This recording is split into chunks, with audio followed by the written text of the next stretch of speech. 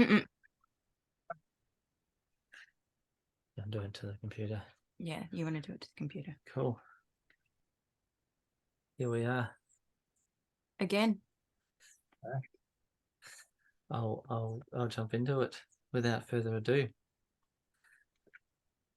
Devotion to the Lord of Ragus is, as it were, the rainy season, and the noble devotees, says Tulsidasa, represent the paddy crop, while the two charming syllables of the name Rama stand for the 2 months of Shravana and Bhadrapada, corresponding roughly to July and August.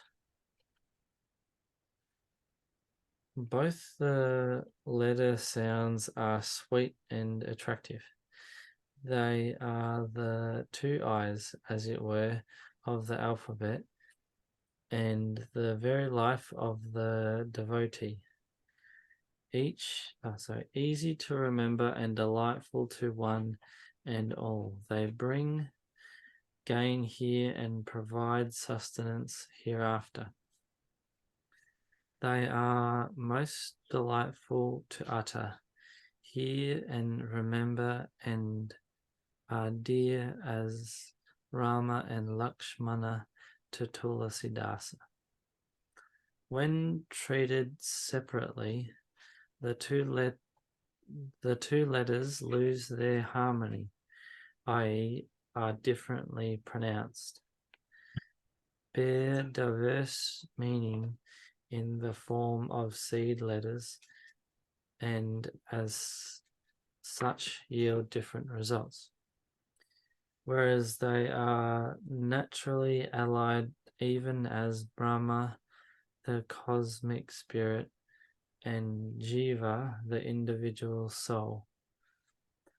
Good brothers, like the divine sages Nara and Narayana, they are the sustainers of the universe and redeemers of the devotee in particular. They are beautiful ornaments for the ears of the fair damsel in the form of bhakti, devotion, and stand as the spotless sun and moon for the good of the world. They are like the taste and the gratifying quality of nectar in the form of emancipation, and are supporters of the globe like the divine tortoise. Footnote: we are told in the Bhagavata and other Puranas how God Vishnu assumed the form of a gigantic tortoise in order to support Mount Mandara and prevent it from sinking while it was being rotated by gods and demons in their attempt to churn the ocean of milk and obtain nectar out of it.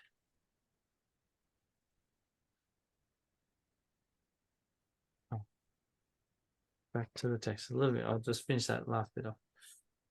And the serpent god Sesha, and again, they are like bees for the beautiful lotus in the shape of the devotee's mind, and are the very like of Hari, Sri Krishna, and Haladhara, Balarama, who wielded a plough as a weapon, for Yashoda, their foster mother and wife of Nanda, in the shape of a tongue.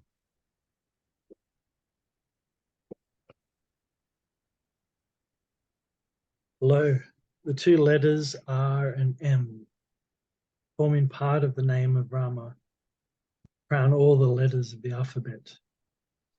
The one spreading like an umbrella, and the other resting as a crest jewel, O Tulsidasa. Footnote here.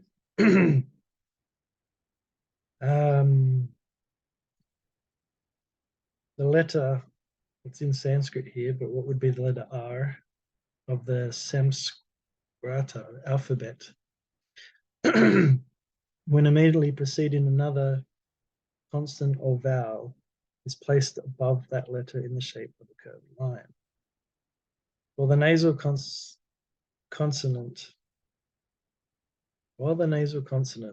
when preceded by any other letter, is changed into a dot, technically known by the name of anusvara. When placed on top of that letter, the curved line standing for the letter R has been poetically compared in the above doha to an umbrella, and the dot substituted, likened to the crested jewel, both of which enjoy an exalted position and are emblems of the royal state. In this way, they are recognized as superior to all other letters of the alphabet. Really hard to understand if you can't see it, hey? I cannot. It was, yeah, I'm lost.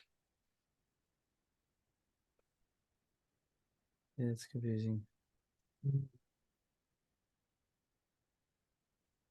Back to the text. The name and the other object named, though similar in significance, are allied as master and servant, one to the other. That is to say, even though there is complete identity between God and his name, the former closely follows the latter, even as a servant follows his master. The Lord appears in person at the very mention of his name.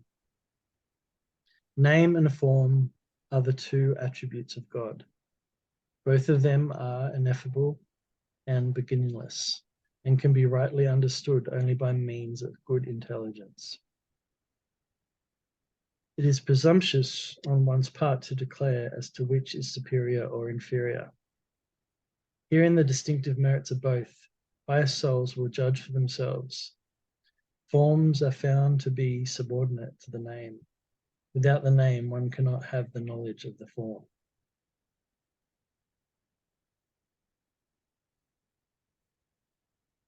Typical forms cannot be identified, even if they be in your hand, without knowing their name.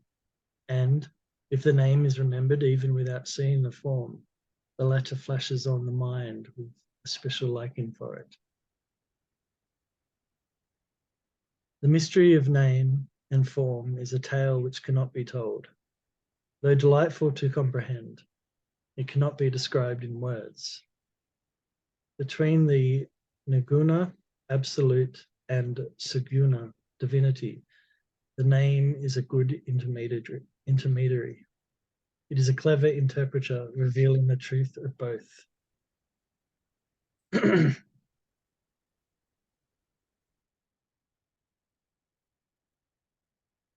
Okay. No, you okay? Yeah. You don't want to? Gonna go right on mute. You can hear us, can't you, sir, bro? Yeah, sorry, I just had a. Yeah, it's fine. Right, but yeah, you read on. Yep. Install the it was here, wasn't it? Yep. Install the luminous gem in the shape of the divine name Rama on the threshold of the tongue at the doorway of your mouth. If you will have light both inside and outside, O Tulasi-dasa. Yogis, mystics, who are full of dispassion and are wholly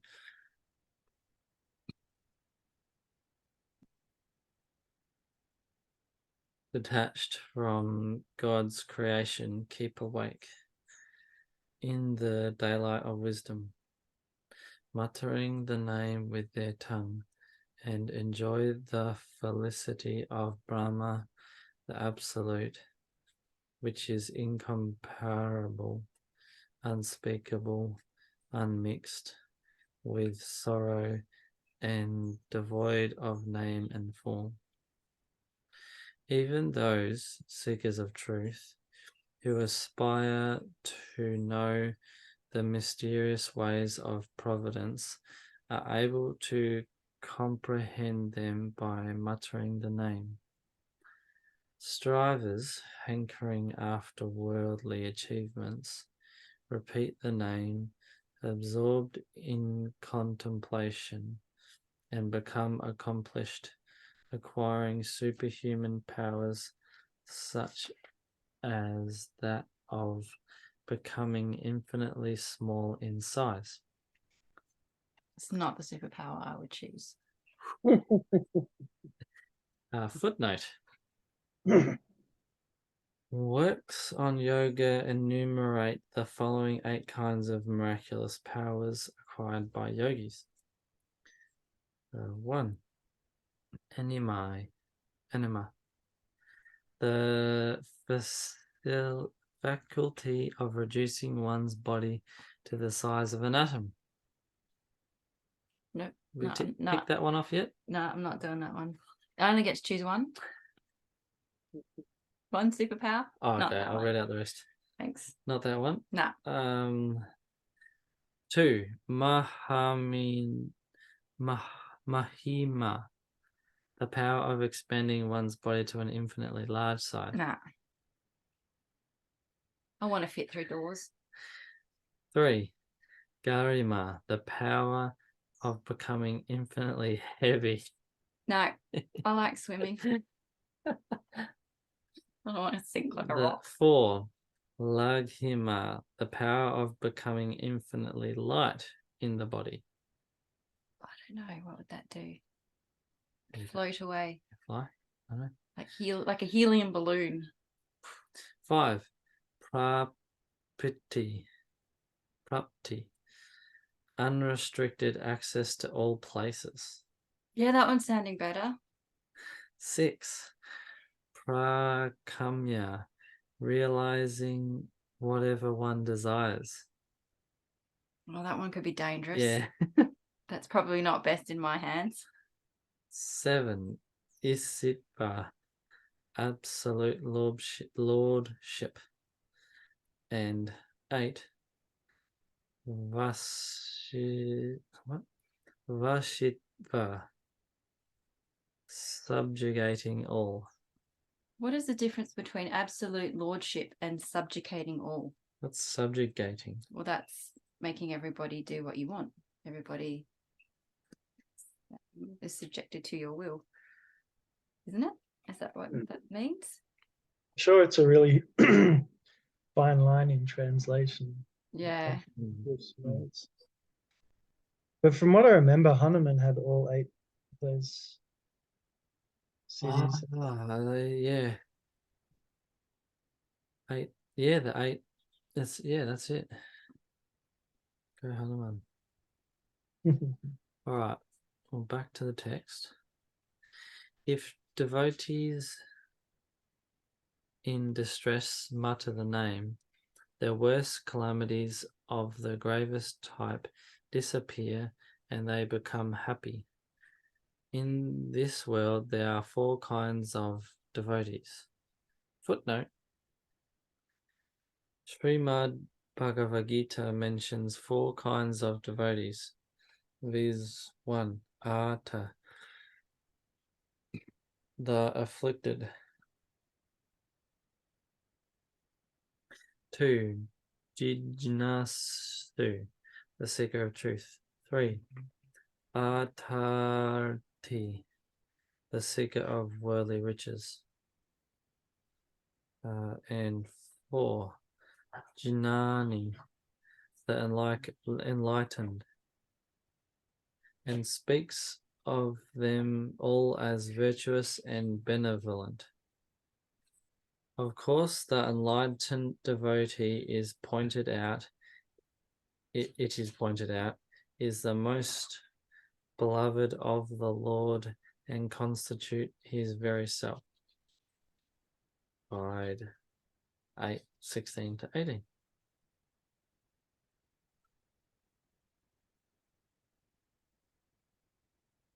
Back to the text of Sri Rama. All the 4 of them are virtuous, sinless, and noble. All the 4, clever as they are, rely upon the name. Of these, the enlightened devotee is specially dear to the Lord. The glory of the name is supreme in all the 4 yugas and all the 4 Vedas, particularly in the Kali Yuga, in which there is no other means of salvation.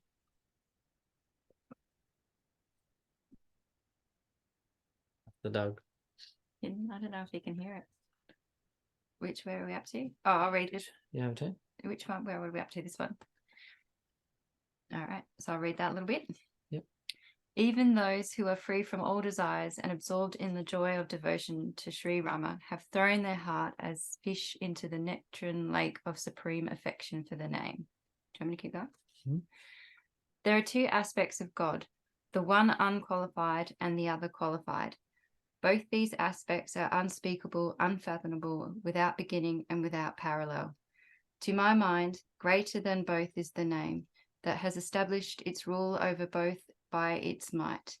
Friends should not take this as a bold assertion on the part of this servant. I record my mind's own conviction, partially and liking. The 2 aspects of Brahma, God, should be recognized as akin to fire. The one, the absolute, represents fire which is latent in wood, while the other, qualified divinity, corresponds to that which is externally visible. Though both are inaccessible by themselves, they are easily attainable through the name. Therefore, I have called the name greater than Brahma and Sri Rama both.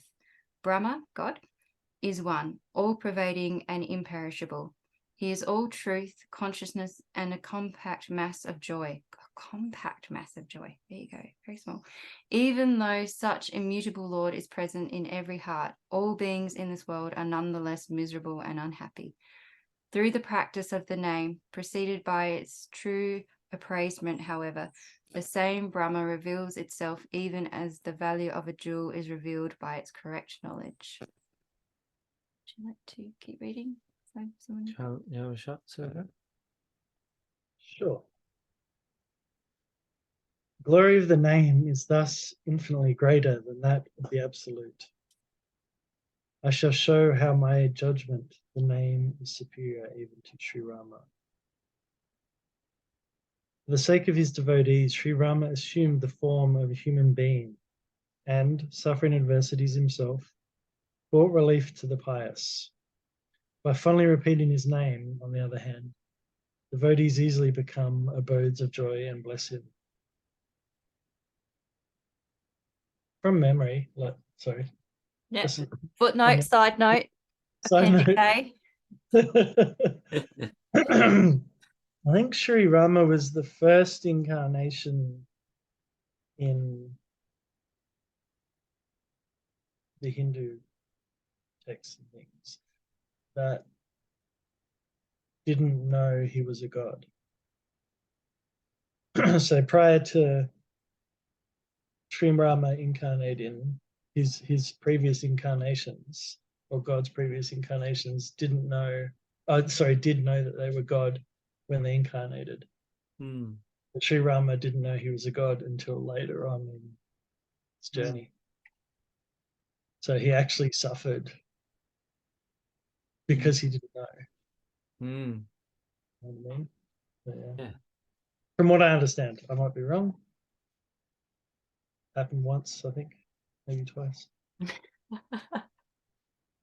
We don't have that city number 9 of absolute correctness. Well, yeah, everything on this podcast will be fact checked. So Not by us. that sounds like a fact checker out there. The Yeah. dog You hear it? squeezing her toy. She's like biting a shark.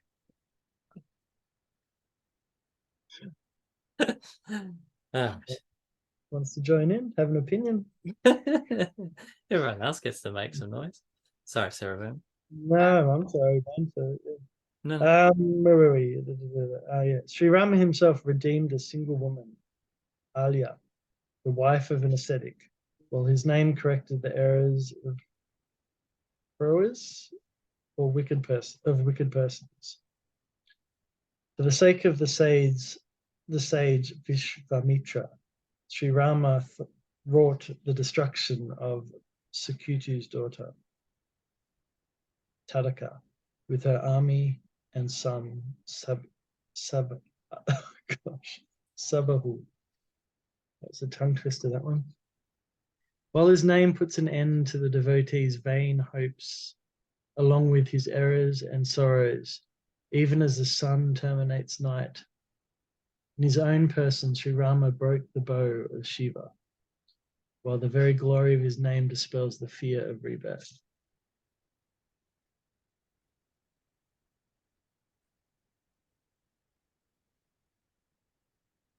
There are footnotes there.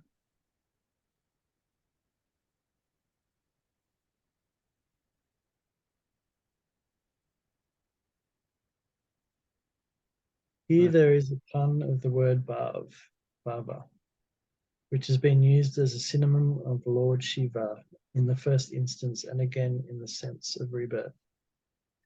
Comparison has been drawn between Sri Rama himself on the one hand and the glory of his name, not the name itself, on the other.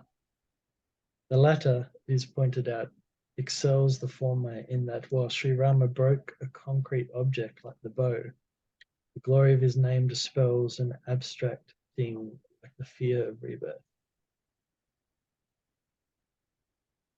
Back to text. The Lord Sri Rama restored the charm of the Dandraka forest alone. And the footnote.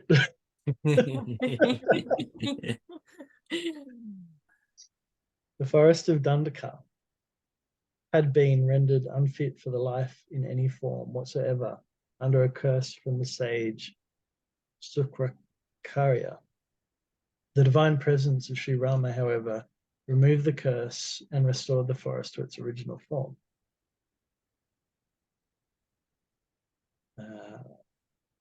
Continue text. While his name purified the mind of countless devotees, Sri Raghunath crushed only a host of demons, while his name uproots all the impurities of the Kali age.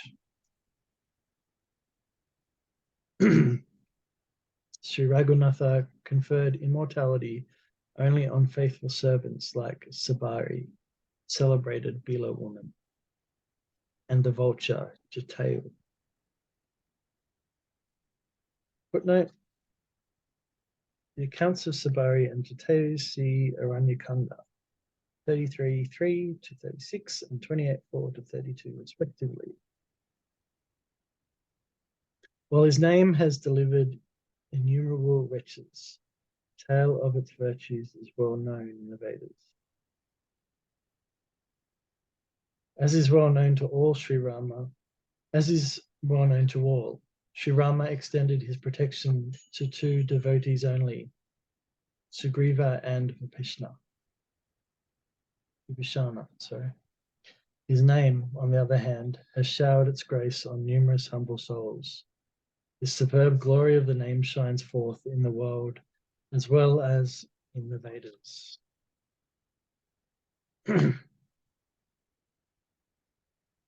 Sri Rama collected an army of bears and monkeys and took no little pains over the construction of a bridge to connect the mainland with the island of Lanka. Through the repetition of his name, however, the ocean of mundane existence itself gets dried up. Let the wise bear this in mind.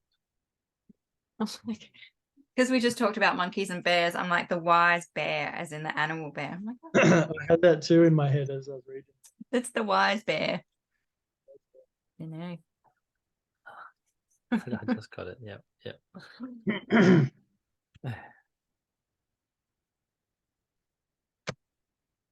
Can we have a shot? Yep. Okay. You can finish that section if you want. Sure. Sri Rama killed in battle Ravana with all his family and returned to his own city, Ayodhya, with Sita. He was then crowned king in the capital of Ayodhya, while gods and sages sang his glories in melodious tones. His votaries are, however, able to conquer the formidable army of delusion by fondly remembering his name and, absorbed in devotion, move about in joy, which is peculiarly their own. By the grace of the name, they know not sorrow even in a dream. The name is thus greater than Brahma and Sri Rama both, and confers blessings even on the bestowers of boons. Knowing this in his heart, the great Lord Shiva chose this word Rama for himself out of Sri Rama's 100 crore episodes. Pause for a Footnote to that says the Ramayana, as originally composed by Brahma himself and delivered to Lord Shiva through Narada, is believed to have contained as many as 100 crore verses.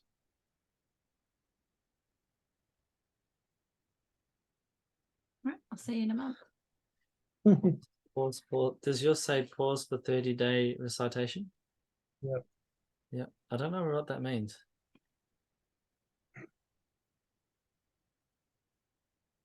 We have to pause for 30 days. Yep.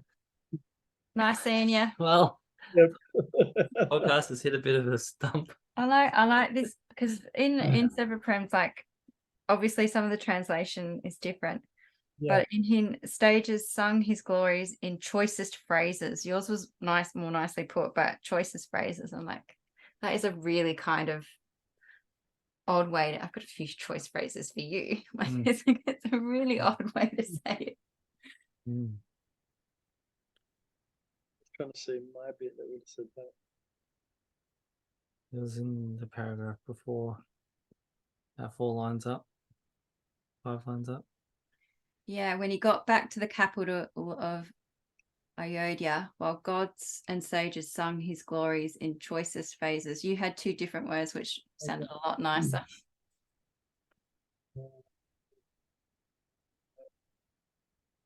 He then crowned king. Oh yeah. He was then crowned. He was then crowned king in the capital of Ayodhya, while gods and sages sang his glories in melodious tones. Melodious. Not tones. choice, the choicest phrase. Choicest phrase. Well, it's funny. There's lots of differences between our 2 versions, even though Yeah, there's. the titles say exactly the same thing. I reckon that's what's really good, though. I think I said that before, didn't I? It's like having those, because it probably is really hard to translate. Having 2 different English transliterations is cool because you can sort of get a bit closer to the crux of what it's saying. Yeah. Because if you're just reading one translation, you're like, oh, that's what it means. That's it. But Yeah. if you've got 2 with 2 different things, it's like, oh, so it doesn't just mean that, it's something else in between. Yeah. So, earlier we were talking about when it had the name. Are we in the text? What? Is this a text? No, I'm just talking. Subsets?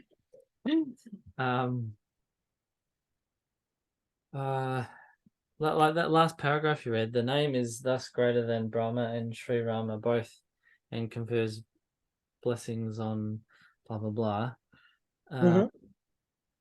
It's interesting because remember earlier I was like, oh, so name capital N means Sri Rama, but here I'm not sure exactly what yours said, but it says here the name is thus greater than Brahma and Sri Rama.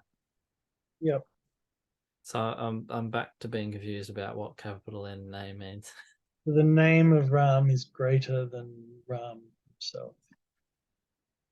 Yes. And so we're saying the reason it's got a capital, my guess, is the name itself is the noun. The name is an object. Yes. Okay. Yes. So not Rama. Rama and Yeah. the name are 2 separate objects. Yeah. Yeah. Yeah. There you go. Thank you. In Fact check. so in you probably already know, but like so in the is it the Sundarakand or can't remember, but in the story of Hanuman anyway, part of it, there's this, I can't remember the full story, so excuse me, but there's like this argument whether the name is more powerful than Ram himself. Mm. So then Ram has to, because of this bet, Ram has to shoot arrows at Hanuman. And all the meanwhile, Hanuman is chanting the name of Ram, and not a single arrow hits Hanuman or hurts Hanuman. Yeah. So it was saying that the name of Ram is actually even more powerful than Ram, Yeah. who was shooting the arrows, you know. So yeah. Yeah. That's So cool. his name is even greater than himself, Yeah. or whatever. Yeah. That's cool. I often wonder, like, from my personal experience, like, I found it very rare to find a picture or a deity of Ram that really gets me. Yeah. But I see the name of Ram written in Sanskrit, and that gets me more than like any deity that I've seen. Oh, cool. And I wonder if there's something in relation to that, you know, like, Yeah. yeah. Yeah. Whereas like I've got a Hanuman statue, a Murti, and I look at that and it just like, my heart's just like, oh. Yeah. But if I say Hanuman's name, it doesn't affect me the same way. Mm.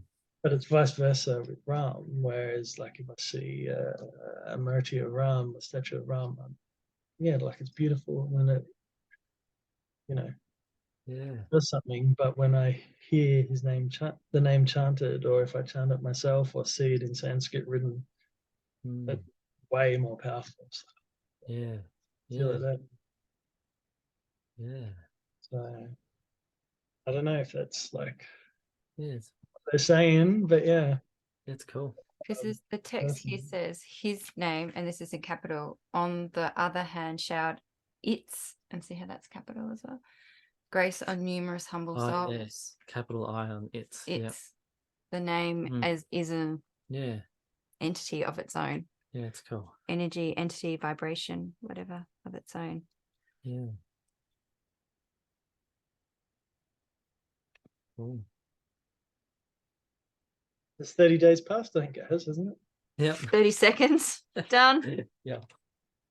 That's Shall I- that's all we've got time Right, for in well, this millennium. it's been a nice month, and I'm going to continue now.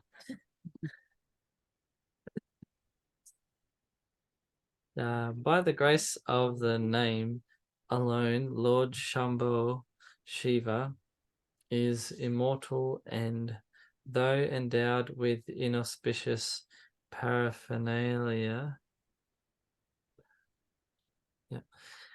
such as a wreath of skulls, is yet a storehouse of blessings. Again, it is by the grace of the name alone that sitters, adepts, sages, and yogis like Shuka, Sanaka, and others enjoy divine raptures. Narada realized the glory of the name.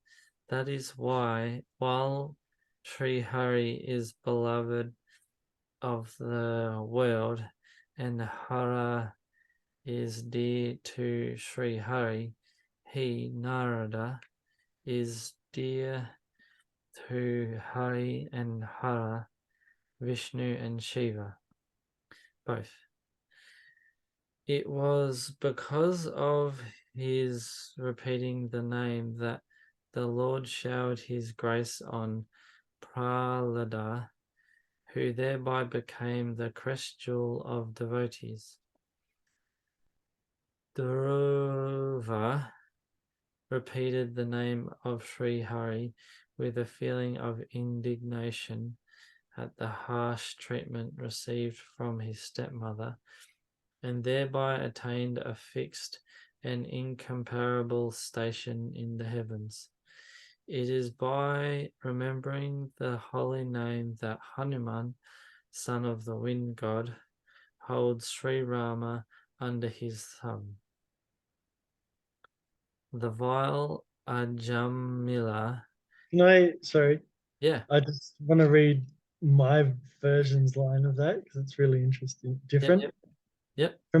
From his remembrance of the holy name, Hanuman enjoys the bliss of his closeness with Sri Rama. Yeah. Because it said it had him under his thumb. His thumb. His thumb, Hanuman's thumb. So it's quite a different interpretation there, Yeah.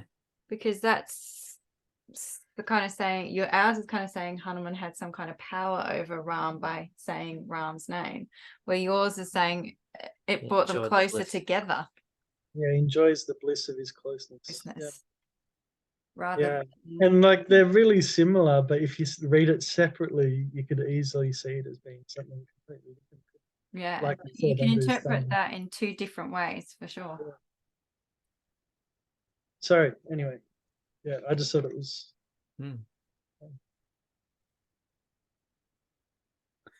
The vile Ajamila and even the celebrated elephant and the harlot of legend were liberated by the power of Sri Hari's name. I have no words to depict the glory of the name. Not even Rama can adequately glorify it. But I was just thinking, if you're like the legendary harlot and you're known for that, do you really want to be released like from that? At least you're known for something. You know, you might have worked hard at that. I don't know. Sorry, I'm just going off on a different tangent. Sorry, I don't know what I'm saying. No, because you don't always, because when you're reading it, you Sometimes I get sometimes it getting it. sometimes. A lot of the time I don't. Mm. Especially when it's things I don't know about.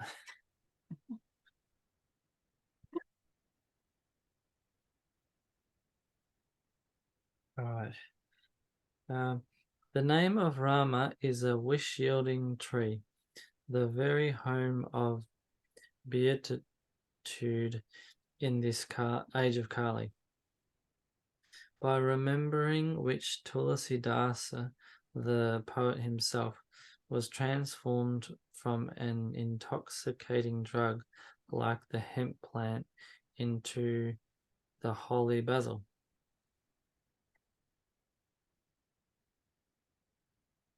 Not only in this Kali age, but in all 4 ages. Footnote.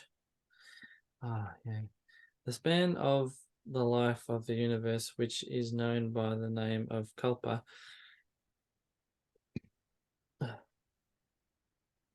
now, I don't know what yours. I read this the other day, Severbrand.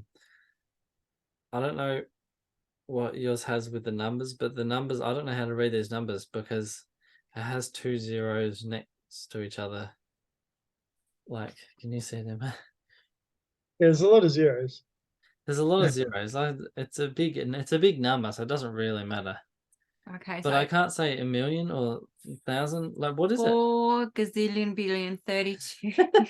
Like, but it's just confusing. I don't know what yours has because it has going from the right hand side of the number, it has 3 zeros. Then normally, like you would see another 3 zeros, but it's just got 2 zeros, and then 2 zeros, and then 3, 2, and then 4. Yeah. So it's kind of like it wanted to say 4 billion 32 million. Yeah. Human years. I think that's about right. I don't know, a lot. More years than I'm going to know in this lifetime. Yeah, I'll keep going. The span of life of universes, which is known by Kalpa, and consists of 432,000,000 human years, has been divided into 1,000 epochs or Chaturyugas. Each Chaturyuga is made up of 4 yugas or ages, viz. Satya Yuga, Treta, Dvapara, and Kali Yuga. Their duration is given below. Got the same problem happening here. Satya Yuga, 1728,000 years. 17,028,000. I don't know how to Oh, say I it. think our commas are in the wrong spot. Yeah. Treta is 1296,000 years. Dvapara is 864,000 years. 864,000. And then Kali Yuga is 432,000 years. Thus, it will be seen that the duration of Dvapara is twice that of the Kali Yuga, that of the Treta is thrice that of the Kali Yuga, and that of the Sat Yuga is 4 times that of the Kali Yuga. In this way, the duration of a Chatur Yuga is 10 times that of the Kali Yuga. Back to the text. 4 ages. At all times, past, present, and future, and in all the 3 spheres, viz., heaven, earth, and the subterranean region, creatures have been rid of grief by repeating the name. The verdict of the Vedas and the Puranas, as well as of saints, is just this, that love of Rama, or the name Rama, is the reward of all virtuous acts.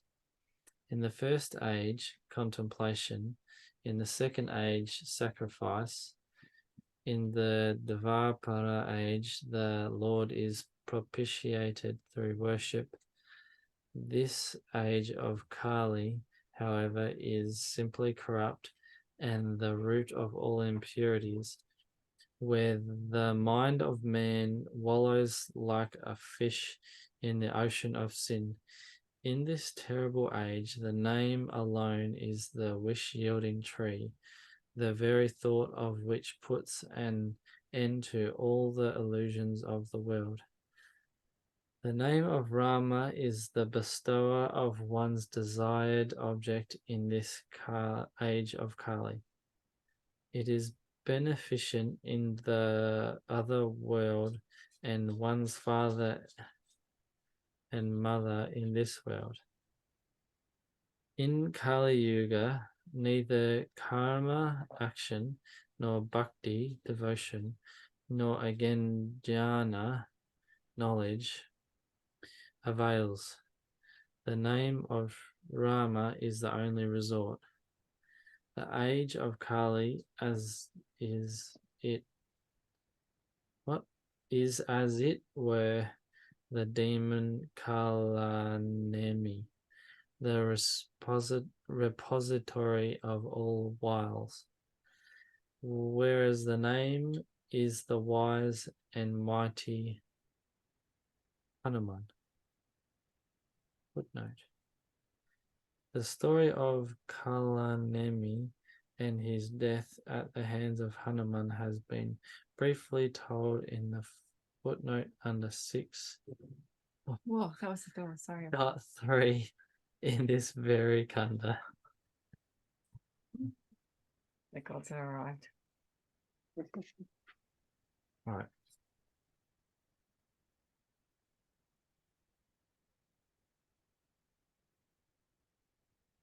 Sure.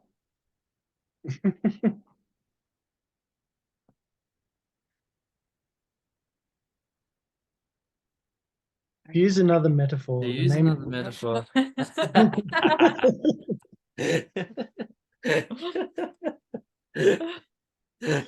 Sorry, man. You go. Love it. So we all just reread it once. Chanting. Who's going? No, you go. To use another metaphor, the name of Rama is, as it were, the Lord manifested as a man lion, and the age of Kali, the demon Hiranyaka Kashipa. Crushing this enemy of gods, the name will protect the devotees repeating it, even as the man lion protected. The name repeated either with good or evil intention, in an angry mood, or even while yawning, bestows blessedness in all the 10 directions. Remembering that name and bowing my head to Sri Raghunatha, I proceed to recount the virtues of Sri Rama. He whose grace is never tired of showing its goodwill to others will mend my errors in every way. Rama, a noble lord, and myself a poor servant, yet true to his own disposition, that repository of compassion has fostered me. In the world, as well as in the Vedas, we observe the following characteristic in good master, that he comes to recognize one's devotion to him as soon as he hears one's prayer, rich or poor, rustic or urbane, learned or illiterate, of good repute or bad. A good poet or a bad one, all men and women extol the king according to their own understanding. And the pious, sensible, amiable, and supremely compassionate ruler who takes his descent from a ray of God. Greets all with sweet words, hearing their compliments and appraising their composition, devotion, supplication, and conduct. Such is the way of the earthly monarchs, to say nothing of the Lord of Kosala, Sri Rama, who is the crest jewel of wise men. Sri Rama gets pleased with pure love, but who is duller and more impure of mind in this world than I? The benevolent Sri Rama will nonetheless endorse the devotion and pleasure of this wicked servant, i.e. myself. Sri Rama, who made barks out of rocks and wise counselors out of monkeys and bears. Everybody calls me a servant of the Lord, and I myself claim, without any hesitation or shame, to be one. Sri Rama puts up with the scoffing remark that a master like Sita's Lord has a servant like Tulsidas. My presumption and the error are indeed very great, and here in the tale of my sins, even hell has turned up its nose at me. I shudder to think of it due to my assumed fears, while Sri Rama took no notice of them, even in a dream. The Lord, on the other hand, applauded my devotion and spirit on hearing, perceiving, and keenly observing it with his well-disposed mind. One mitigates one's virtue by talking about it. However, there ought to be good thoughts in one's mind. Sri Rama is enamored of goodness of all the devotee's mind. The Lord never keeps in his mind the lapse, if any, on the part of the devotee, while he remembers the latter's good sentiments 100 times. For instance, the very misdeed for which he killed Vali, the monkey king of Kishkinda, even as a huntsman, the same misdemeanor was perpetrated by Sugriva. Footnote. Vali was killed by Sri Rama on the plea that the former had usurped his younger brother's wife. Sugriva and Vibhishana, too, are stated to have taken Tara, Vali's wife, and Mandodari, Ravana's wife, respectively, as their consort after the death of their husbands. In this way, even though Sugriva and Vibhishana too were practically guilty of the same offence which brought the Lord's wrath on Vali, their guilt was extenuated by the fact that they took those ladies as wife after their brother's death, and with the consent of the other party, and by the further fact that their conduct was in keeping with the practice in vogue among the monkey and demon chiefs. That is why, while the poet characterizes Vali's conduct as a crime, Aga, he dismisses Sugriva's act as a mere misdemeanor.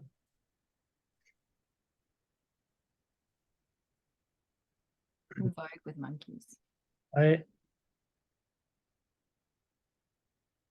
I like that whole, well, of course I do, because that's ego, but I like the whole remembers the good sentiments 100 times, but doesn't even let his mind lapse on thoughts of negative things that a devotee's done.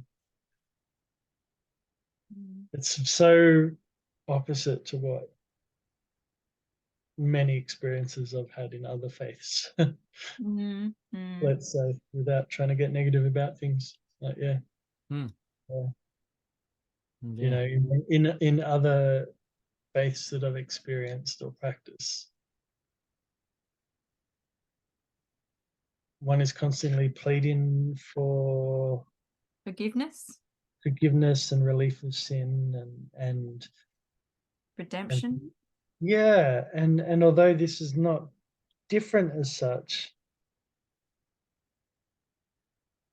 God here in the name of Ram is not thinking about the bad things you've done and is going to punish you, but is thinking about all the good things you've done and how they're 100-fold on anything bad you've done. Hmm. Yeah. Yeah. And not that that's an excuse to do bad shit or anything. It's just like, but it's just a nice different viewpoint of Yeah. seeing. Yeah. Yeah. Yeah.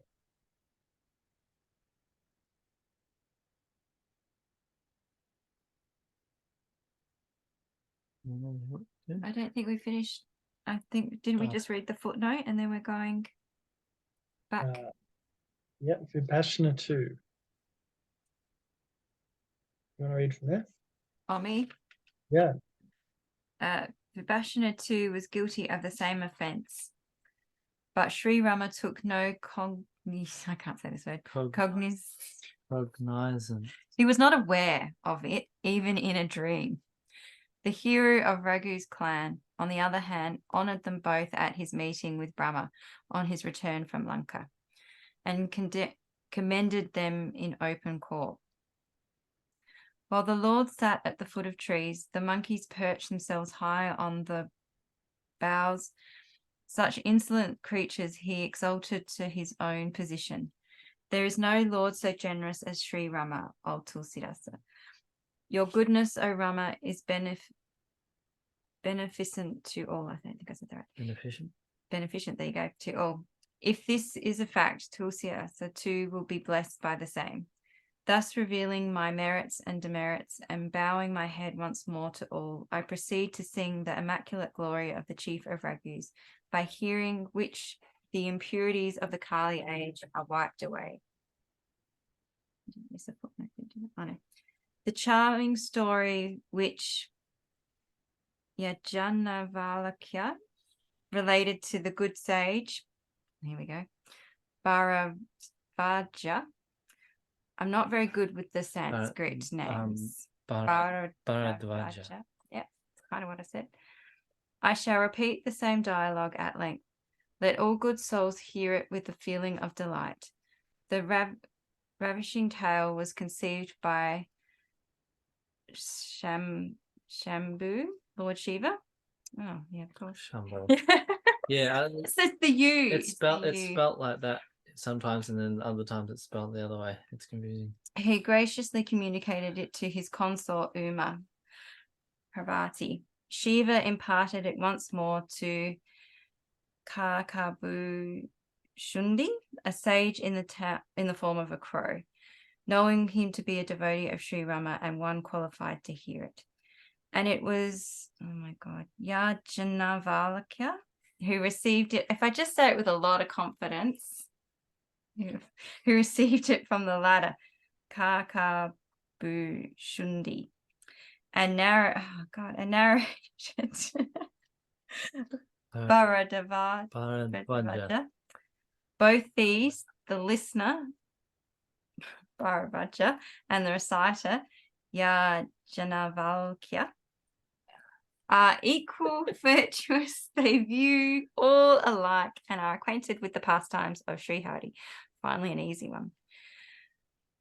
Like an embolic, I don't even know what that is, myrobalan fruit placed on one's palm. What kind of fruit is that? They hold the past, present, and future within their knowledge. Besides these, other enlightened devotees of Sri Hari to recite, hear, and understand this story in diverse ways. Then I heard the same story in the holy Shukarakasetra, the modern Sorone, or in the Western United Provinces.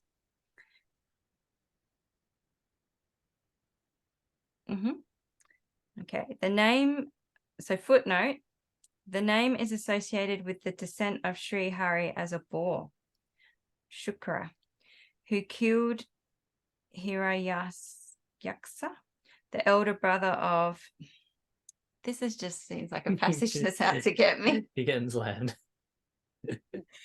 Hiranyakashipu. And lifted up the earth from the depths of the ocean to which it had been consigned by by said demon. Right, back to the text wherever I was at. This is that fruit. So you're interested. Ah, A bean. it's like a nut. Looks like some sort of bean on. No, I didn't read it. I just quickly had a Google. Yeah.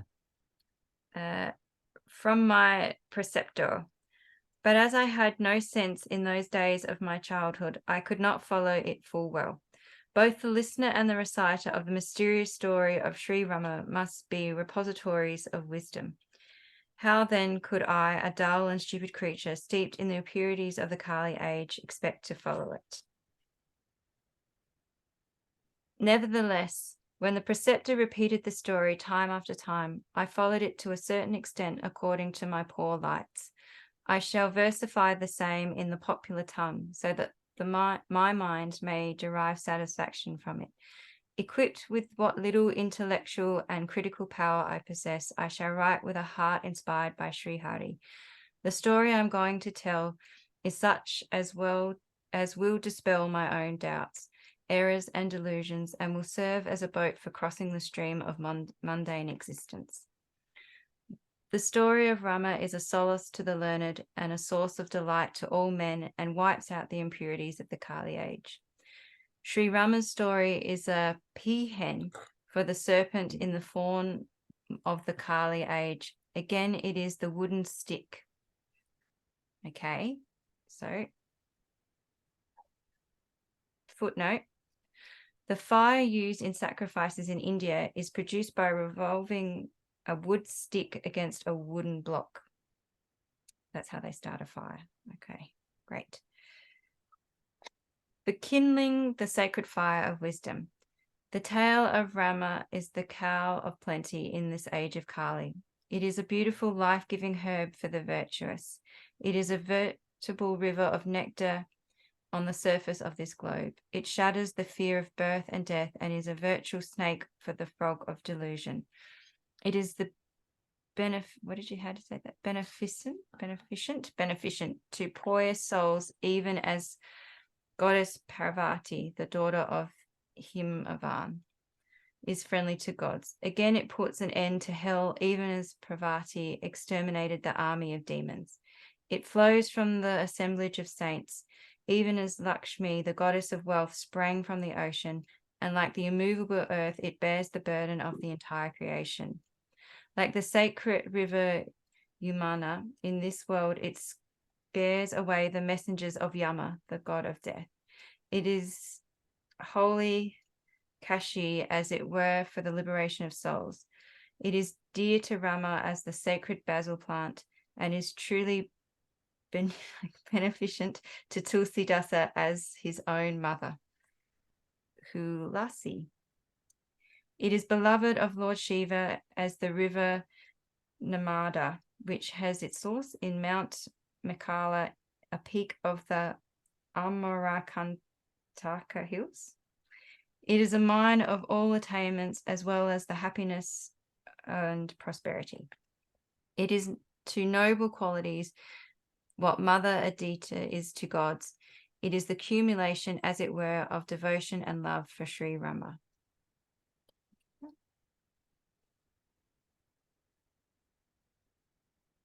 Want to keep going? I'm happy to. It's Yeah, up to you guys. How long is this? It doesn't say how long it is. But we should look at the time when I start it next time. Is it my turn to read, or did you want to shut up? No, your Okay. turn to read if you want to keep going. Yep. I'm easy. Nearly up to. I'm nearly gonna pass. I'm nearly going to pass you. The story of Sri Rama is the river Mandakini, which washes the foot of Chitrakuta.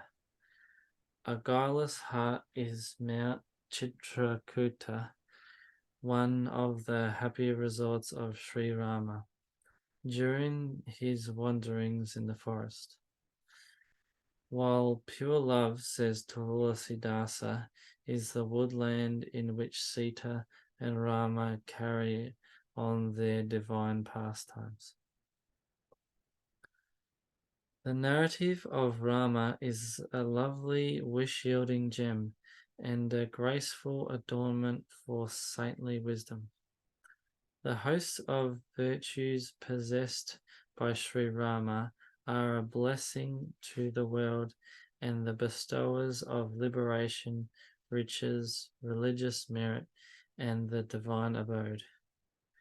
They are true teachers of wisdom, dispassion, and yoga, contemplating union with God and celestial physicians, Ashvini Kumaras, for the fell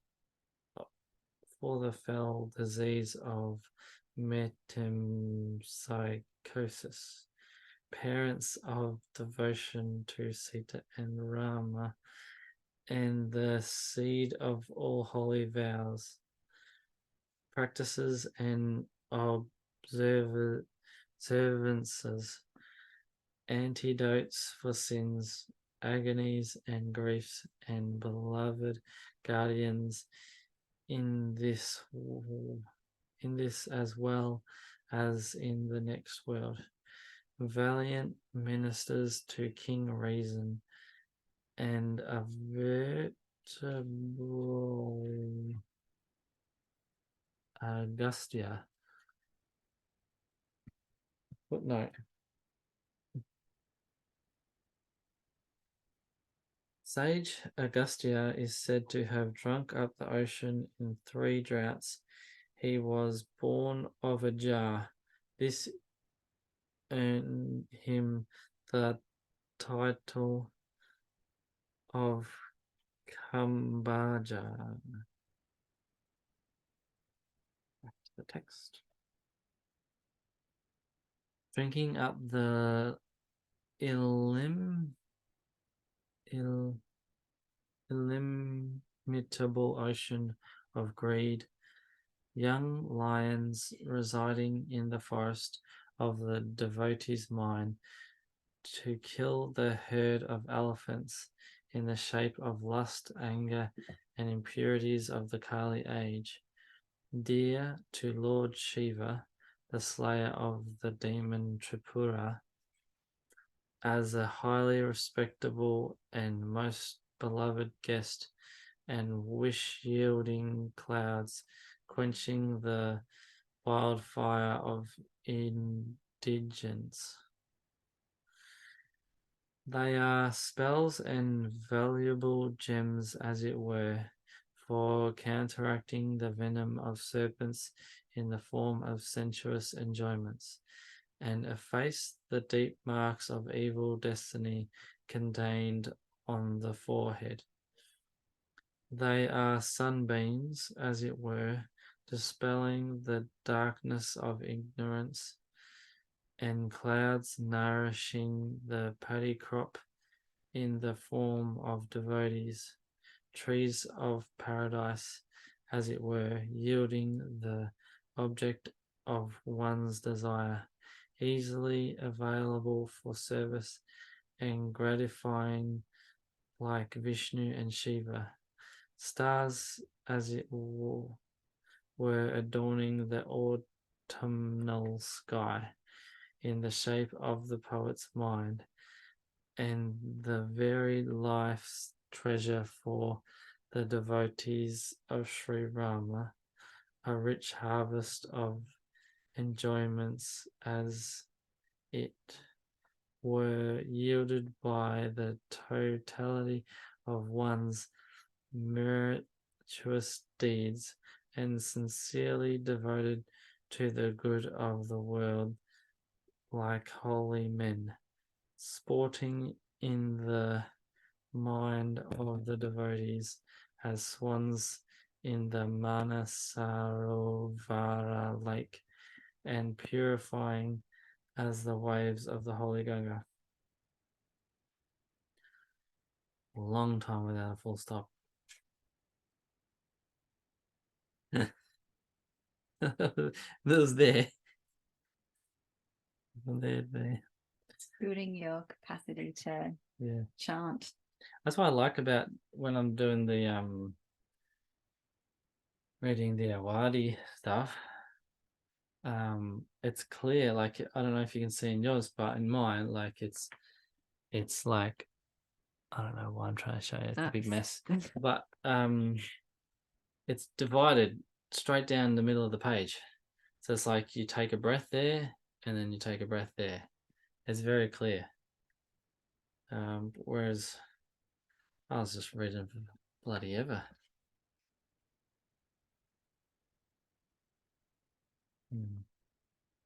Did you have a shot? Oh, I can't hear you. You're muted, I think. Oh, you're still muted. Sorry, yeah, I can do. Well, you had enough. Been going for No, a no, while. I'm good. Yeah. The host of virtues possessed by Sri Rama are like blazing fire to consume the dry wood of evil ways. Fallacious reasoning, mischievous practices, deceit, hypocrisy, and heresy prevailing in Kali Yuga. The exploits of Sri Rama are delightful to one and all, even as the rays of the full moon. They are particularly agreeable and highly beneficial to the mind of the virtuous, who can be compared to the white water lily and the Kokora bird. Footnote: the white water lily is proverbially noted for its attachment to the moon, and is supposed to open its petals in moonlight alone. Similarly, I can never say that word properly. Similarly, the Kokora is said to feed on moonbeams and supposed to be particularly enamored of the moon.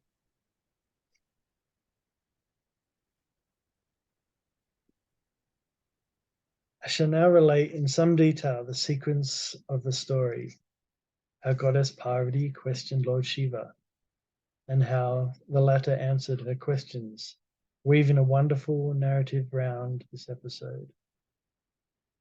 Let no one who should happen not to have heard this anecdote before be surprised to hear it.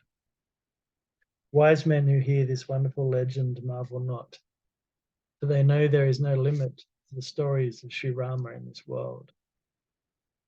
They are convinced in their heart that Sri Rama has bodied himself forth in diverse ways, and that the Ramayana, though consisting of 1,000 million verses, is yet infinite.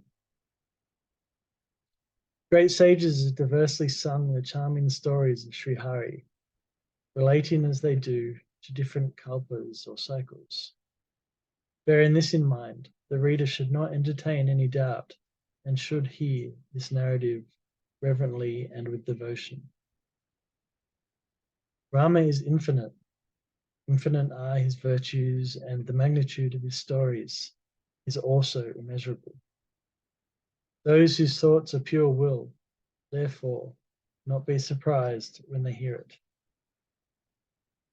Putting away all doubts in this way and placing on my head the dust from the lotus feet of my preceptor, I supplicate all with folded hands once more, so that no blame may attach to the narration of the story.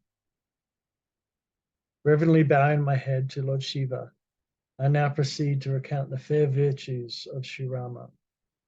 Placing my head at the feet of Sri Hari, I commence this story in the Samvat year 1631, 1574 AD.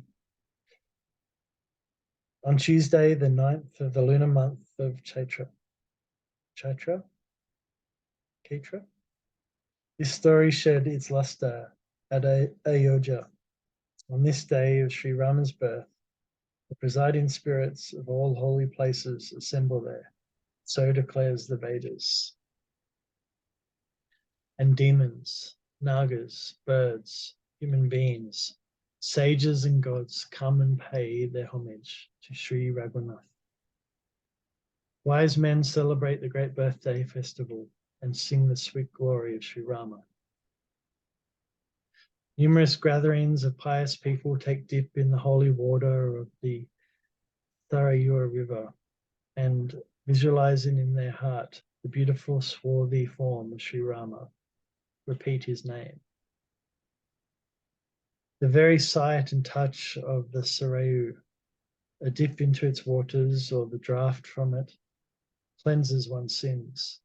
So declare the Vedas and Puranas. Even Sarasvati, the goddess of learning, with her pure intellect, cannot describe the infinite glory of this most sacred river. The beautiful town of Ayodhya grants an abode in Sri Rama's own celestial region, Paramadharma. It is celebrated through all the worlds and is the holiest of the holy. There are countless living beings in this world belonging to the 4 species. Oviparous, sweetborn, and those shooting from the earth. Whoever of these shed their mortal coil in Ayodhya are never born again. Knowing the town to be charming in every way, a bestower of all forms of success and a storehouse of blessings, I commenced writing the sacred law there. The impulses of lust, arrogance, and hypocrisy positively disappear from the mind of those who hear it. One derives solace by hearing its very name, Rama Charit Manasa, the Manasa lake of Sri Rama's exploit.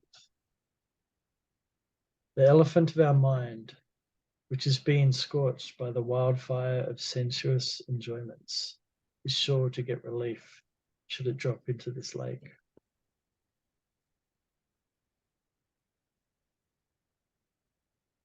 The holy and beautiful Ramacharit Manasa, I can never say it properly, is the delight of sages. It was conceived by Lord Shiva. It puts down the 3 kinds of error, sorrow, and indignance, and uproots all evil practices and impurities of the Kali age. Footnote here. The 3 kinds of error are those relating to thought, word, and deed. Birth, death, and old age constitute the 3 kinds of sorrow, and the 3 kinds of indignance referred to here are poverty of body, poverty of mind, and poverty of means.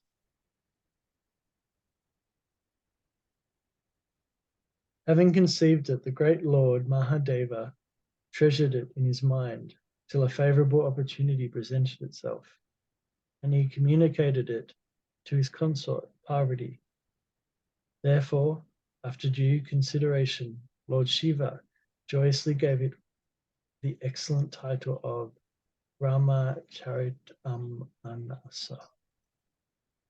Now the footnote, the word Manasa also denotes the mind, and Lord Shiva gave this story the title of Ramacharit Manasa. Firstly, because it contains a life account of Sri Rama, and secondly, because he treasured it in his mind before communicating it to Parvati. I relate the same delightful and charming story. Hear it reverently and attentively, O noble souls. invoking Uma and Lord Shiva, I now proceed to give a full account as to what this Ramacharitas Manasa is like, how it came to be, and what led to its popularity in the world. By the grace of Lord Shiva, blessed wisdom inspired the mind of Tulsidasa, which made him the poet of Ramacharitammanasa. The author has embellished his composition to the best of his intellect, yet listen to it with sympathetic mind, O noble souls, and mend it. A refined sattvika intellect is the catchment area. Heart is the deep cavity. The Vedas and Puranas constitute the ocean, while holy men represent the clouds which rain down pure, sweet, agreeable, and blessed water in the form of Sri Rama's excellent glory. Pastimes of a personal God that such holy men narrate in extenso are the transparency of this water, which cleanses all impurity, while loving devotion, which defines all description, represents sweetness and coolness. This water is beneficial for the paddy crop in the form of virtuous deeds. It is life itself to the devotees of Sri Rama. The same holy water, when it dropped on the soil of the intellect, flowed in a volume through a beautiful channel of the ears, and, collecting in the lovely spot called the heart, became stationary. Having remained there for a long time, it became clear, agreeable, cool, and refreshing.